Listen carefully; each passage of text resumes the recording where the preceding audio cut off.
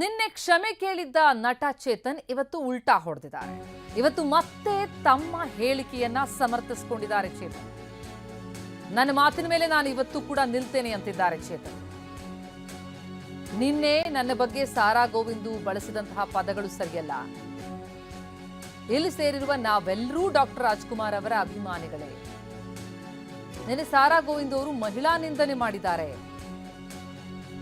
ರಾಜ್ ಹೆಸರಿಗೆ ಮಸಿ ಬಳಿಯೋ ರೀತಿಯಲ್ಲಿ ಮಾತನಾಡಿದ್ದಾರೆ.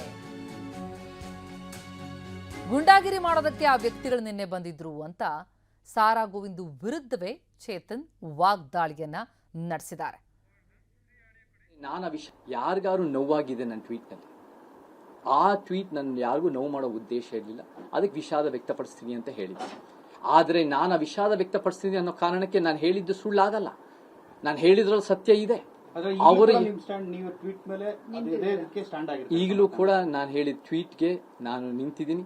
ಆದ್ರೆ ನಾನು ನಿನ್ನೆ ಹೇಳಿದ ತರ ಯಾರಿಗಾದ್ರು ನೋವಾಗಿದ್ರೆ ಅದು ನನ್ನ ಉದ್ದೇಶ ಅಲ್ಲ. ಬಟ್ ಇವಾಗಲೂ ಹೇಳ್ತೀನಿ, ನಾನು ಇವತ್ತು ನಿನ್ನೆನೂ ಪೋಸ್ಟ್ ಹಾಕಿ ಇವತ್ತು ಹಾಕಿದ್ದೀನಿ.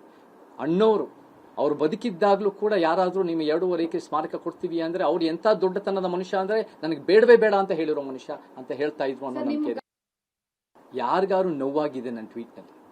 ನಾವು ಮುಂದಿನ ದಿನಗಳಲ್ಲಿ ಹೆಂಗೆ ನಾವೆಲ್ಲರೂ ಜೊತೆಗೆ ಸೇರಿ ನಾವೊಂದು ಕಾನೂನು ಸಲಹೆಗಾರರ ಮುಖಾಂತರ, ನಮ್ಮ ಹೋರಾಟಗಾರರ ಮುಖಾಂತರ ನಾವೆಲ್ಲರೂ ಜೊತೆಗೆ ಒಂದು ವಿಚಾರ ತಗೊಂಡು ಹೆಂಗೆ ಮುಂದಿನ ಕ್ರಮ ತಗೋಬೇಕು ಅನ್ನೋದನ್ನ ನಾವು ಪ್ಲಾನ್ ಮಾಡ್ತೀವಿ. ನಮಗೆ ಕಾನೂನು ಬಗ್ಗೆ ಬಹಳ ಗೌರವ ಇದೆ. ಕಾನೂನನ್ನ ಅಡಿಯಲ್ಲೇ ನಾವು ಕೆಲಸ ಮಾಡ್ತೀವಿ. ಯಾವ್ದು ಮನೆ ಮುಂದೆ ಬಂದ್ಬಿಟ್ಟು ಜಗಳ ಕಾಯಿ ಅವ್ರ ಜೂರತ್ ತೋರಿಸಿ ಅವ್ರ ದಬ್ಬಾಳಿಕೆ ಮಾಡಿ ಹೆದರ್ಸಿ ಬೆದರ್ಸಿ ನಾವು ಜೀವ ಬೆದರಿಕೆ ಕೊಡೋರಲ್ಲ. ನಿಮ್ಮ ವಿಚಾರ ಅಷ್ಟು ಅದ್ಭುತವಾಗಿದ್ರೆ ನೀವು ಜನ ಮುಂದೆ ಇಡಿ, ಜನ ತೀರ್ಮಾನ ಮಾಡಲಿ. ನೀವು ಯಾವಾಗ ನಿಮ್ಮ ವಿಚಾರಗಳಲ್ಲಿ ನಿಮ್ಗೆ ಗಟ್ಟಿತನ ಇಲ್ವೋ, ಯಾವಾಗ ನಿಮ್ಮ ವಿಚಾರ ಅಷ್ಟು ಅತ್ಯುತ್ತಮ ಇಲ್ಲ ಅಂತ ನಿಮಗೆ ಗೊತ್ತಿರುತ್ತೋ, ನೀವು ಬೇರೆ ಮೇಲೆ ದಬ್ಬಾಳಿಕೆ ಮಾಡಕ್ಕೆ ಟ್ರೈ ಮಾಡ್ತೀರಾ. ಸೊ ಆ ದಿಕ್ಕನ್ನ ನಾವು ಮಾಡಕ್ ಹೋಗಲ್ಲ. ನಮ್ಮ ವಿಚಾರ ಸ್ಪಷ್ಟವಾಗಿದೆ. ನಾವು ಒಂದು ರೀತಿ ನಮ್ಮ ವಿಚಾರ ನಾವು ಗಟ್ಟಿಯಾಗಿ